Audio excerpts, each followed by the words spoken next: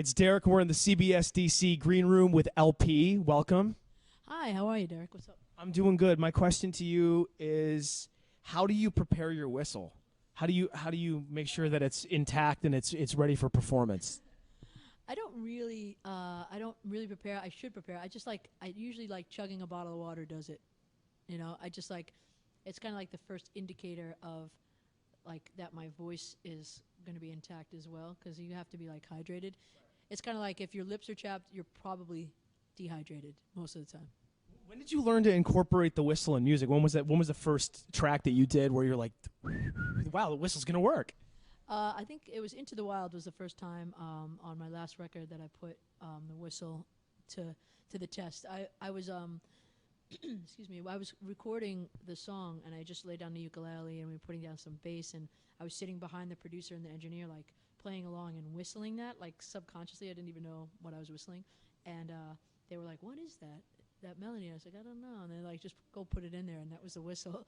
And then I was like, "Oh wow, I'm gonna have to whistle this on stage." It was like kind of a daunting. I was like, "Am I gonna be able to do that?" Like, if people, if I'm laughing or something.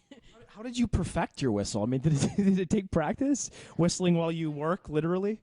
It's like a skill, like anything else, I guess. Yeah, it just like kept going, and I think I got better, like really, um, you know, dare I say, like penetration.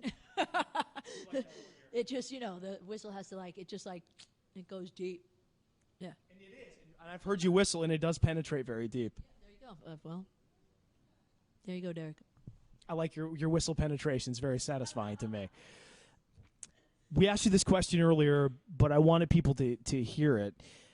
I asked you if you've ever been in a bar fight. Can you tell everybody about that experience and where it was? It was on a train bar car, and it was just, I don't know, just a melee broke out. Like two of my friends were fighting, and then I just remember some guy like fell on me, and I'm just like punching him, like like some. It was just like, I don't know. It seemed really silly at the time. I don't even remember. Like there was no like, there wasn't that much like anger in it, but everybody just started beating on each other. I don't know. We were like teenagers, so it was like, we should have been in the car anyway. We were like fake IDing it, whatever. It was a sordid story. Don't let your kids on the train. That's it. And were you guys consuming alcohol at that time? We were drinking beers. You're drinking beers underage on a train. Drinking beers on the train, beating people up. I can envision a saloon fight from like the Wild West when you tell me that story. I mean, bar fights are fun to watch on TV. I mean, they're not nice or anything like that. I wouldn't recommend them, but yeah, this seemed like that kind of thing. It was just like, good fun. When you were performing "Lost on You" earlier, I was really thinking about the meaning behind the lyrics, and I felt like to me, this is how I interpret it, right? So everybody's subjective, everybody interprets music differently, but I was like, I remember being in relationships where like I feel like I invested. It was almost like a transaction. I invested all this time, and then like when they just let me go so coldly, I was like, but I did all of this for you. How could you do that to me? And that's kind of how I felt. But I mean, I hate to sound cliche, but what was your inspiration or the genesis behind that song? This one was a little more complicated. Like it had, we didn't even really split up officially for another year after I wrote the song. That was the thing. It was kind of like insidious the way it went down because it was like happening in front of me in my like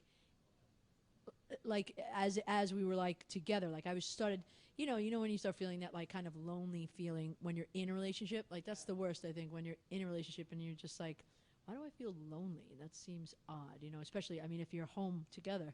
So I felt like that, and I just felt like this person it wasn't registering what I